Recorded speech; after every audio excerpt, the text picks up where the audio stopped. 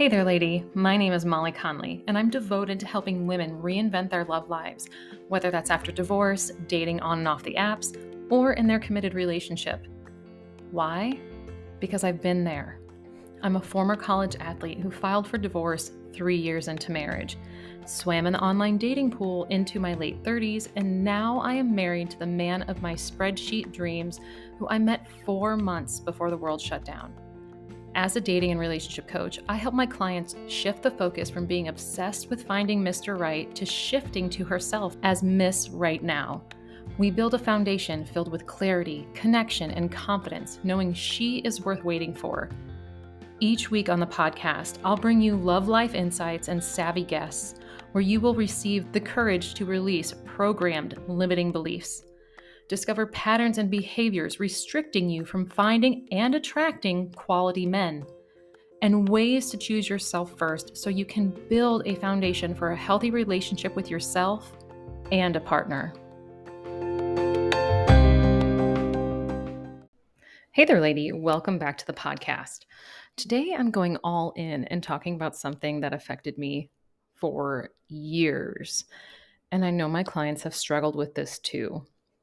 Just like the emotional roller coaster in a relationship, our confidence can come and go, depending on a variety of factors, each of which are unique to ourselves. So, the person I was dating before I met my husband, Brad, definitely messed with my confidence. He seemed so elusive, so intriguing, yet at the same time, just so unsettling. I couldn't place it in the beginning, but once he called things off, like after 3 months of dating, I realized I was overthinking, overanalyzing, and misplacing the confidence I thought I had for myself. I started second guessing what I really wanted. I started to put up what I thought were necessary boundaries to have in place with myself, to only toss them out when I was with him. I slowly noticed how I was trying so hard to be what he wanted that I lost all confidence in myself and what I really wanted. Honestly, I almost felt like I was back to square one, like how I felt right after my divorce, even though it was 6 years later. Once he called it off and I gave myself the space to reflect and heal, I shifted my focus and regained my confidence once again. Now, I will say I did take a break from dating a few months after this, as I usually don't date during the holiday season. By doing so, I was able to get back to dating once the holidays had passed.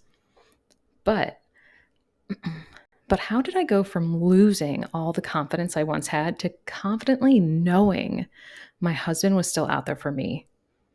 Honestly, there was a lot to it.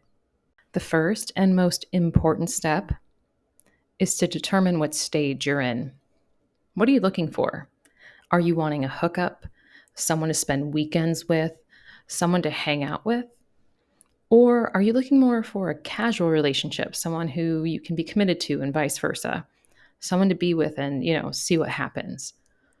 Or are you looking for a long-term relationship, someone to build a relationship with where you would eventually get married, someone to call your husband? Getting clear with what stage you're in is going to greatly affect how you approach dating in general and how to work on your confidence. Usually the women I work with fall into those last two categories, looking for a casual relationship to see what happens, or looking for a long-term committed relationship, finding a husband.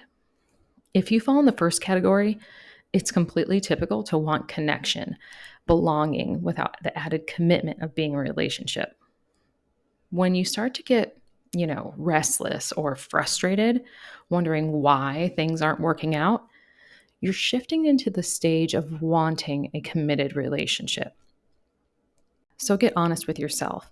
What stage are you in? What do you want? Now, if you've been listening to the podcast for a while, especially the last 8 or so episodes, you know these have built upon one another. Having clarity is extremely important, but you can figure it out during any of those previous foundational stages to building love inside and out. It's going to help you solidify your intention and get rid of the bullshit in dating, honestly. When you have the clarity and set your intention, you are goal setting. For example, I didn't have the clarity when I was dating after my divorce. For years, I was really trying to find someone to love me, which shifted the focus onto them versus what I wanted in my future. Once I figured out what my intention was for me, that I wanted a husband, that I wanted a full on committed relationship with no drama, no bullshit, I was able to say I am no longer settling for the gray areas, the red flags, and I took action. I figured out what was holding me back, what I really wanted in a man and a relationship, set boundaries, and moved with the intention of having a husband. When you are clear like this, your confidence can build faster because you've gone all in for yourself. You know what you want and you're willing to do anything to get it. And when I say anything, I really mean you're willing to be patient, you're willing to do the work, you're willing to do whatever it takes to be able to say yes to a man who's at your level, even when he's down on bended knee. Got it? Okay, now that you and I have that down, now you have to do the work, like I mentioned. And you can go back and listen to those podcast episodes 51 through 58 to hear all of those. But I want to set you up for success. So, this is one of my biggest takeaways when I was dating. I created a routine for myself around my intention. Not only did I know what I wanted long term, I created a pre and post date routine. This can look different for you depending on your intention and what you think works best for you once you've started building that foundation. A pre routine could be all the fun stuff, right? Like getting ready and listening to a playlist while doing so. But I also like to include things that I had to do for myself that younger me would seriously not pay attention to, like eating a full meal before going out, setting boundaries with myself, like how many drinks I would have and the time I wanted to be home. I created rules as well for safety purposes.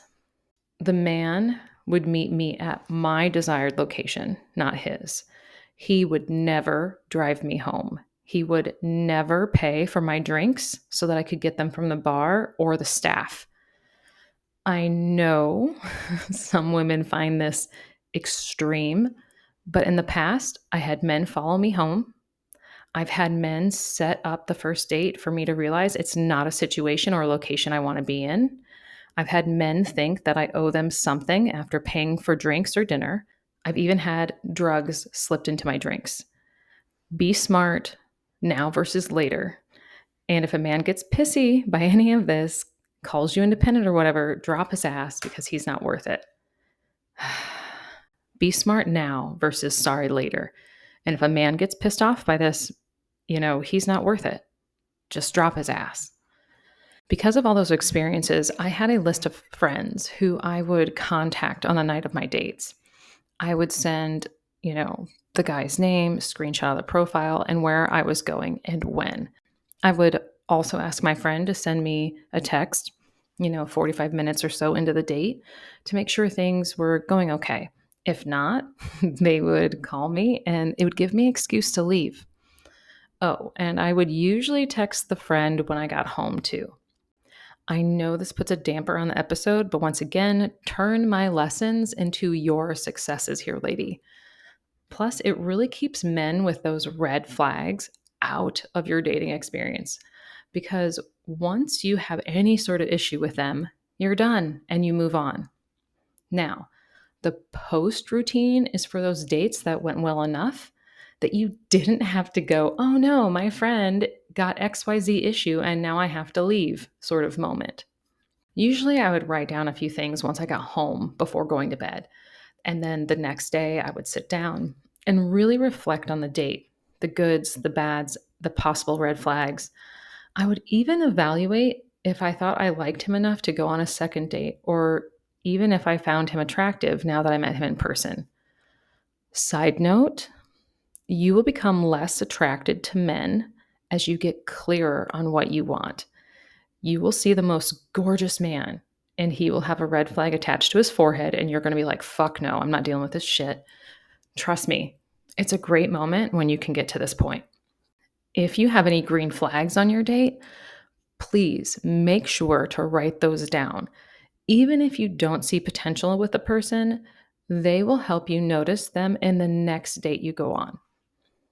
As you continue to evaluate your dates, you'll be able to start doing this in real time, whether that's when you're on the apps, messaging the person, or on the first date, or even when you're just out with friends and you see someone. You will become highly selective about who you're willing to give your time and energy to. This in itself builds self-trust, self-worth, and confidence. Now, the one side effect from these two steps is the third. You will have a new sense of patience. Having patience will be needed when you get into this area of building love inside and out. Remember, the feelings or thoughts of wanting to hurry up comes from other people's expectations projecting onto you, whether that's friends, family, or just society's expectations. When you're working on your confidence, your patience could start to waver. Remember, our emotions, our feelings, our body sensations do pass. Research has shown that it takes like 90 seconds for the emotion to pass. But in my experience, that is only if we also let our thoughts release the emotions as well. What has helped me and a few of my clients is meditation or sometimes yoga. If you already practice meditation or yoga, try to do this when an emotion comes up for you and add in journaling afterwards. If you don't have a routine or a meditation practice, you can always download a few apps. My favorite is Insight Timer, and I honestly have used that for, oh my gosh, I think maybe a decade. They have a variety of meditations depending on what you want to work through, whether you want to use a guided meditation or just like listening to tracks with, nature sounds or rain or thunderstorms. I also recommend practicing whenever an emotion comes up, not just those that come up in your love life. So, just generally speaking, maybe it's anxiety about something for work, or it's anger from, a situation going on with your family member. These are really good times to practice working through letting that emotion pass by using meditation or yoga. All right. And the last tip, working through rejection. We have all been there. It happens to the best of us. And it's a time to remember that you're not everyone's cup of tea, and you're definitely not going to like everyone either. Rejection can be painful and confusing. It's also part of life, and it's something everyone needs to practice with.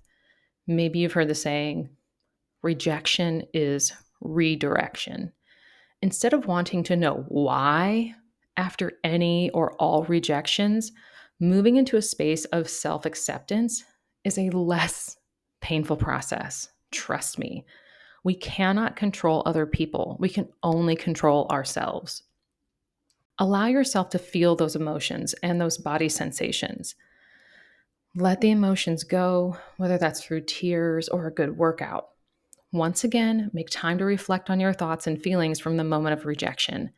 It will not only help you process the rejection, but it's going to help you in the future. When reflecting, ask yourself, am I telling myself a story? More than likely, you don't know why you were rejected, and assuming will get you nowhere fast. Next, remind yourself of your wins. Maybe that was recognizing a red flag on a previous date, or even just seeing a green flag in the person who rejected you so that you can put that on your list for what's next in the person you're interested in. Every experience has a lesson, including rejection. Then ask yourself, how can I shift the focus back to myself?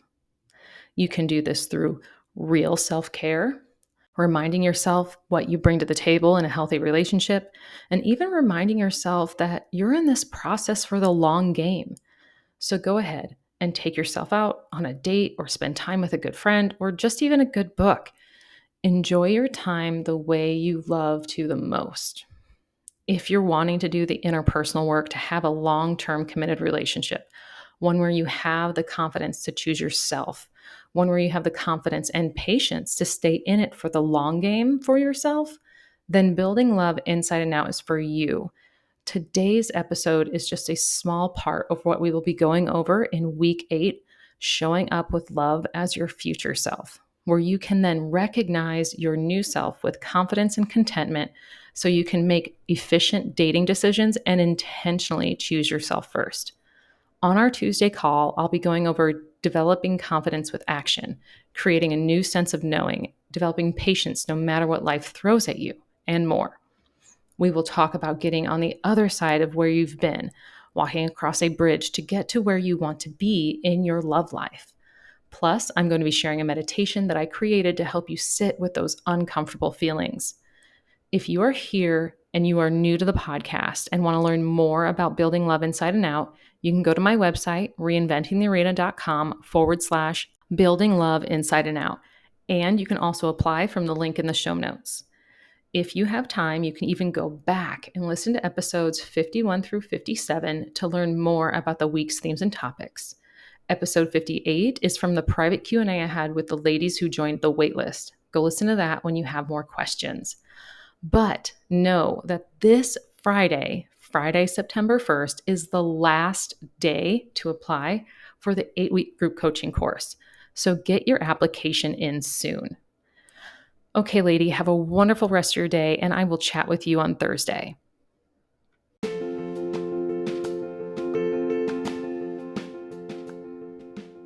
Thank you for listening to this episode. If this show has helped you in some way, big or small, please let me know by leaving a review wherever you listen to the podcast.